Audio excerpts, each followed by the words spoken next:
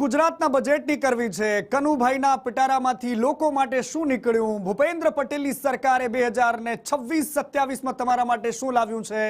4 લાખ કરોડ રૂપિયાનું આ બજેટ કે જેનામાં ફૂલ ગુલાબી વાતો છે। તમારા માટે શું છે? જ્ઞાનની એ થિયરી કે જેના પર આખું બજેટ કેન્દ્રિત હતું, ગરીબ કે જે 75 લાખથી વધારે પરિવારોને અનાજ મળે છે, જ્ઞાનનો જી અને વાય મતલબ યુવા રોજગાર અને મિશન માટે 226 કરોડ ફાળવવામાં આવ્યા। એ મતલબ આરોગ્ય, ડાયાલિસિસ અને ડાયગ્નોસ્ટિક માટે સેન્ટર બનાવવામાં આવશે, આરોગ્ય માટે ખાસ ફોકસ કરવામાં આવ્યું છે। અને ત્રીજું છે નારી લખપતિ દીદી માટે 47 કરોડ રૂપિયાની જાહેરાત કરવામાં આવી છે। આરોગ્યમાં એની સાથે અન્નદાતાનો પણ સમાવેશ થાય છે, જેના માટે પણ એક વિશેષ પિટારો ખોલવામાં આવ્યો છે। લાંબા ગાળાની ઘણી બધી રાહતો આપનારી વાતો પણ આ બજેટમાં છે।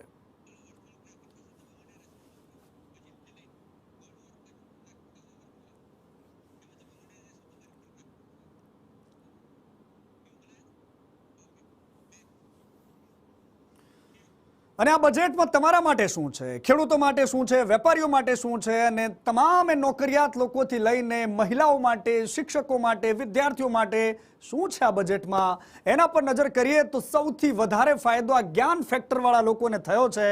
પરંતુ આદિવાસીઓને પણ બિલકુલ અવગણના નથી થઈ। તમામ સેક્ટરને આ બજેટમાં સાધવામાં આવ્યા છે।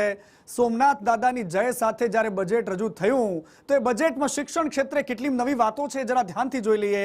મિશન સ્કૂલ ઓફ એક્સેલન્સનું વિસ્તરણ થશે, જેનાથી ગુજરાતની તમામ સ્કૂલો પર મોનિટરિંગ થાય છે। નવી યુનિવર્સિટીઓ અને સ્માર્ટ સ્કૂલ બનવા જઈ રહી છે ગુજરાતમાં। મિશન સ્કૂલ ઓફ એક્સેલન્સનું વિસ્તરણ થશે, જે ગુજરાતની તમામ એકેડેમિક વ્યવસ્થા પર નજર રાખે છે। નવી યુનિવર્સિટીઓ અને સ્માર્ટ સ્કૂલ માટેની વાત આ બજેટમાં છે। શિક્ષણ ક્ષેત્રે બજેટ પર વિશેષ ફોકસ મૂકવામાં આવ્યું છે। નવી યુનિવર્સિટીઓ બનવાની છે, લાઇબ્રેરી બનવાની છે, જેનાથી આદિવાસી દીકરીઓને એનો સીધો લાભ મળે। ગાંધીનગરમાં નમો સેન્ટર લાઇબ્રેરી બનશે, જેના કારણે વિદ્યાર્થીઓ ગાંધીનગર રહીને પરીક્ષાની તૈયારી કરી શકે। સ્પર્ધાત્મક પરીક્ષાઓમાં ગુજરાતનો યુવાન આંખમાં આંખ મિલાવીને દુનિયાના દેશો સાથે વાત કરી શકે, એ સ્થિતિમાં મૂકવા માટેનું સરકારનું આ બજેટ છે। યુવાનો માટે અને ખાસ કરીને શિક્ષણ માટે આ બજેટ ઘણી બધી વાતો અને અવકાશ લઈને આવ્યું છે।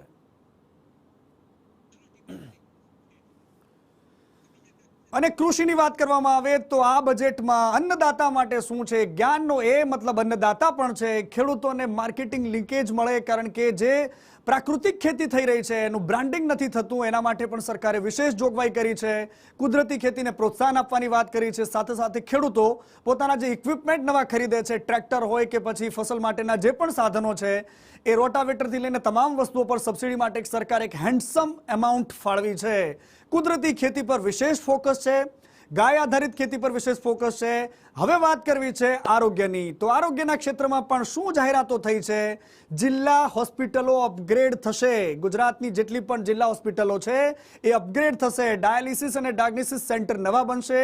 કિડનીના દર્દીઓ માટે ખૂબ રાહતવાળા સમાચાર છે। જિલ્લા લેવલે હોસ્પિટલો અપડેટ થવાની છે, એની સાથે સાથે જો તમને કિડનીની કોઈ તકલીફ છે તો ડાયાલિસિસ સેન્ટર તમને નજીકમાં મળશે। હવે ગુજરાતના પાણી અને એના મુદ્દે વાત કરવી છે કે સિંચાઈની ફાળવણીમાં આમાં કેવી રીતે વધારો થયો છે, તો નર્મદા અને સૌની યોજનાની ગતિ હવે તેજ દોડશે। એટલે કે જે ગામો રહી ગયા છે એ આશરે 20% સુધીનો વધારો કરાયો છે। મતલબ સાફ છે કે છેવાડાના માનવી સુધીનું આ બજેટ છે, અને છેવાડાના માનવી સુધી આ પાણીનો વ્યાપ પહોંચાડવા માટેની સરકારની યોજના છે।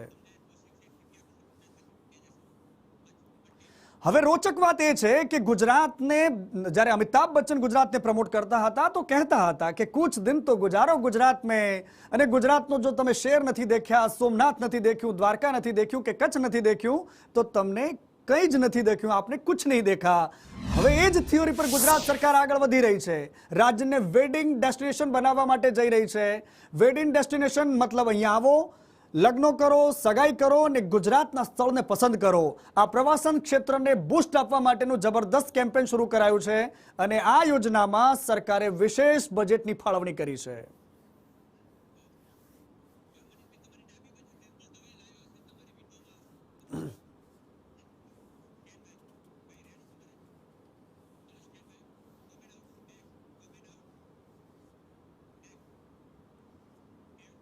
અને વેડ ઇન ગુજરાત મારી સાથે મારા સહયોગી નિર્મલ જોડાઈ ગયા છે. નિર્મલ, વેડ ઇન ગુજરાતની વાતો થઈ રહી છે કારણ કે હવે ગુજરાત એક એવું ડેસ્ટિનેશન બનશે કે જ્યાં વિદેશથી લોકો લગ્ન કરવા માટે ગુજરાતની ધરતી પસંદ કરે અને ગુજરાતનું એવું ડેસ્ટિનેશન પસંદ કરે કે જે તમને તમારા પ્રસંગને સોળે શણગારે સજી દે.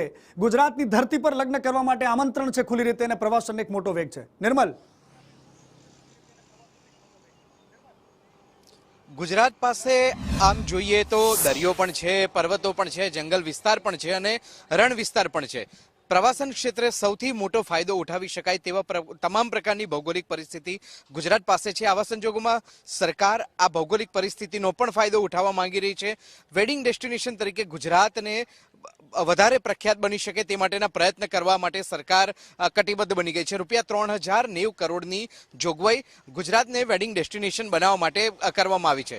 સરકારનું કહેવું છે કે ગુજરાતને જો વેડિંગ ડેસ્ટિનેશન બનાવવા માટેના પ્રયત્નો કરવામાં આવશે, આ પ્રકારના જે પ્રવાસન સ્થળો છે, આ પ્રકારના જે રણ વિસ્તાર હોય કે પર્વત વિસ્તાર હોય, જંગલ વિસ્તાર હોય કે પછી દરિયાઈ વિસ્તાર હોય, તે તમામ વિસ્તારની આસપાસનો જો એરિયા ડેવલપ કરવામાં આવશે તો તેના કારણે રોજગારીનું સર્જન થશે, સ્થાનિક સ્તરે લોકોની આર્થિક સ્થિતિમાં સુધારો થશે અને તેમનો વિકાસ થશે. અને આ જ કારણોસર ગુજરાતને વેડિંગ ડેસ્ટિનેશન બનાવવા માટે સરકાર તત્પર બની છે અને સરકાર કટિબદ્ધ બની છે. તેને અનુલક્ષીને જોગવાઈ પણ કરી દીધી છે.